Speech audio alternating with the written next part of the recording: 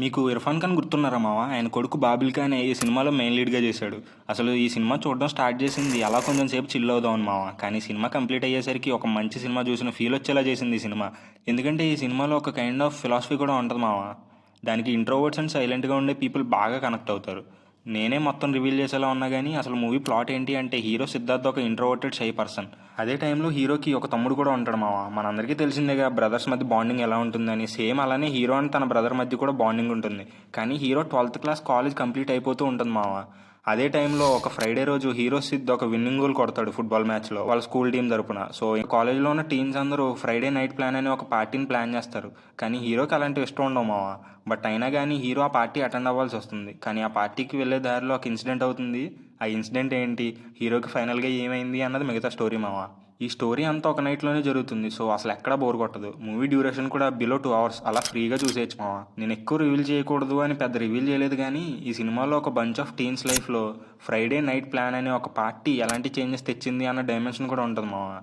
Movie start అవటమే direct ప్లాట్తోనే start అవుతుంది. ఆ తర్వాత హీరో ఎందుకు అలా ఉన్నాడు లాంటి వాటికి రీజన్స్ ఇస్తూ బాగా ముందుకెళ్తుంది మావా.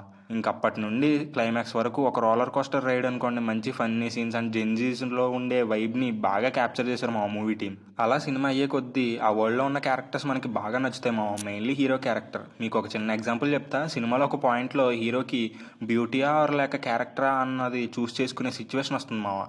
అక్కడ హీరో ఏం డెసిజన్ తీసుకున్నాడు అని మీరు అనుకుంటున్నారో కమెంట్ చేయండి. ఈ సిచ్యువేషన్లో హీరో తీసుకునే డెసిజన్ అయితే కొంచెం షాకింగ్గా ఉన్నా కానీ చాలా బాగుంటుంది మావా.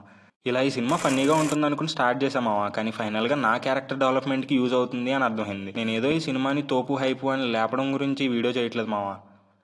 ఒక మంచి సినిమాని మీరు మిస్ కాకూడదు అని చేస్తున్నా. బై ద వే ఈ సినిమా మీలో చాలా మందికి నచ్చకపోవచ్చు. దానికి రీజన్స్ ఉన్నాయి మావా. కానీ అదైతే ట్రూ.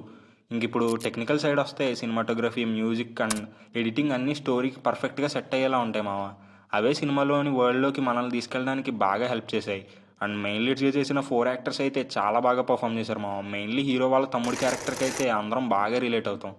సో మీకు గనక బ్రదర్స్ ఉంటే ఈ సినిమా మీకోసమే మావా. ఒక మంచి సినిమా చూడాలి అనుకుంటే మాత్రం ఈ సినిమాని అస్సలు మిస్ అవ్వద్దు. నెట్ఫ్లిక్స్లో అవైలబుల్గా ఉంది. ఇది మావా మన వీడియో. మీకు గనక వీడియో నచ్చితే లైక్ చేయండి. అండ్ ఒకసారి ఛానల్లో ఉన్న కంటెంట్ని చెక్ చేసి వర్త్ అనిపిస్తేనే సబ్స్క్రైబ్ చేసుకోండి మావా. మళ్ళీ ఇంకో వీడియోతో మేము ముందుకు వస్తాం. అంతవరకు team filmy reason signing off.